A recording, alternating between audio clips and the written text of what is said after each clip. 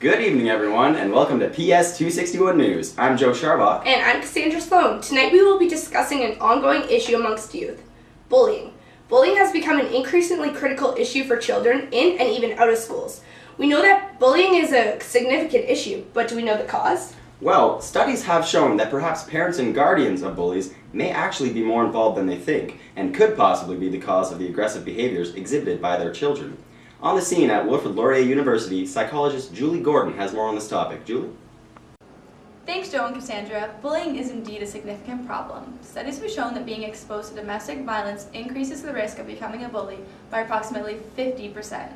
Also, victims of child maltreatment are 50% more likely to commit acts of schoolyard violence.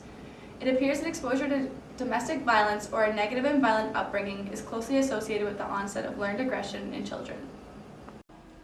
During the 1960s, there was a lot of concern and debate about whether a child's development was based around genetics or environmental factors. Albert Bandura proposed a completely different approach in which children imitated the behavior of those around them through observation. Bandura later coined this simple process as modeling and this type of learning as vicarious.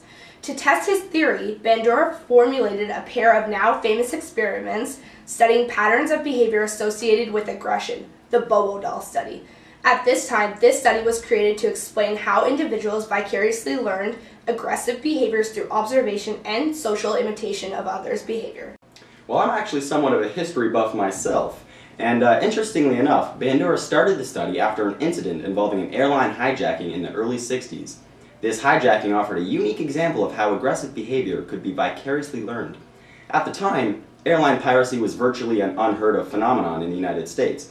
However, this singular incident modeled similar activities that led to a wave of hijackings both in the United States and abroad, eventually involving 71 different countries. Bandura noted how the aggressive behavior had been learned through simple observation, and thus began the famous Bobo doll study. Neato, Joe. We know that instead of focusing on the modeling of violent behavior in adults, Bandura sought to examine learned aggression on a much smaller scale, in children. Dr. Gordon, can you explain to us the actual details of Albert Bandura's famous Bobo doll study? For sure. I actually have a colleague of mine, Dr. Putz, who's an expert on Bandura's work. He has provided a clip for us that describes the study in detail.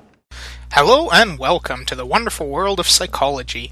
I'm Dr. Nathan Putz, and in today's clip I will be examining one of the most recognized and renowned psychological experiments ever performed, the Bobo doll study. This study was constructed by Albert Bandura in order to prove the basic tenets of his social learning theory, specifically that learning occurred through simple observation. Bandura hypothesized that children witnessing an adult figure performing aggressive actions would be inclined to reproduce similar behaviors even without the presence of the adult.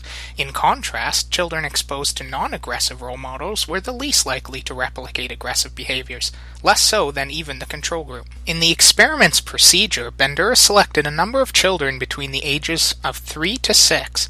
The control group consisted of 24 children, 12 boys and 12 girls who were not witness to any role models. His second group comprised of 24 children of each sex, which would be exposed to an adult modeling aggression by violently assaulting a Bobo doll. The third group was to be exposed to a non-aggressive role model and structured identically to the second group.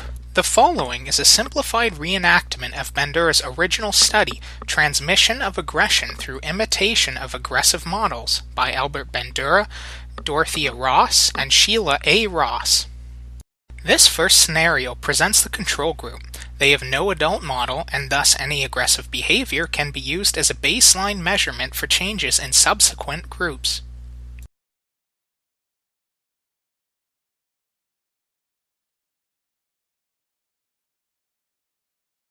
As you can see, the child displays no aggression towards the Bobo doll, as she has no model to learn violent tendencies from. The second group involves the aggressive role models. Here the male experimenter will mercilessly beat the Bobo doll while the child watches. Let's see what happens.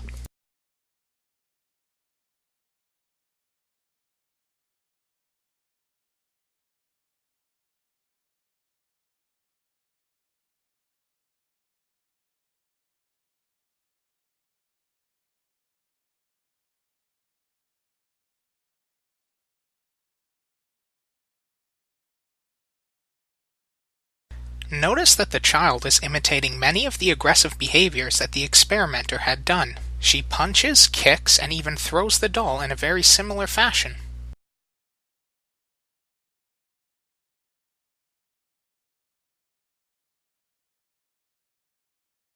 The third and final group involves the non-aggressive role models. In this scenario, the experimenter does not interact with the Bobo doll, modeling non-aggressive behavior.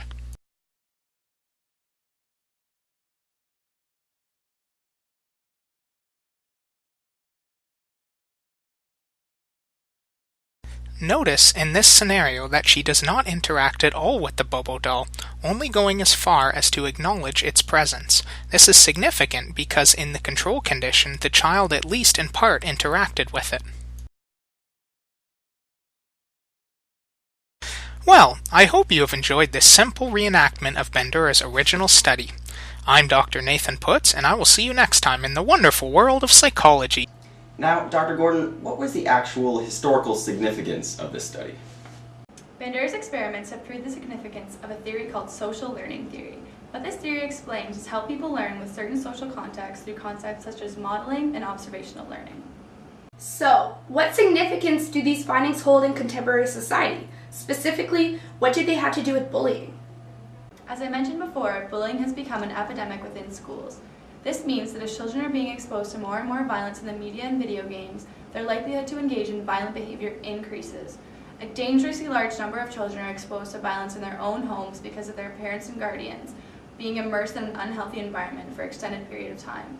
So children are learning violence through modeling, also known as vicarious learning, and they transfer those tendencies into social contexts. Dr. Gordon, now why do you think it's so hard to put an end to bullying?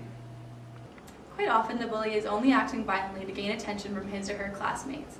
The aggressive behavior starts as an act of imitation observed from others. However, the violent behavior persists because the attention that they receive from others serves as a positive reinforcer. This is an example of instrumental learning, meaning that individuals change their behaviors according to the consequences of those behaviors. Basically, bullies acting out for attention are reinforced to continue acting violently when they receive the reward of attention. Right, that's definitely something to think about in the future. You stated that the violent behavior begins because of the child modeling others. Who do you think are the biggest models for children? As I said earlier tonight, parents serve as big role models for their children. If children are exposed to violence in their homes, they are likely to imitate this behavior and act violently outside their home.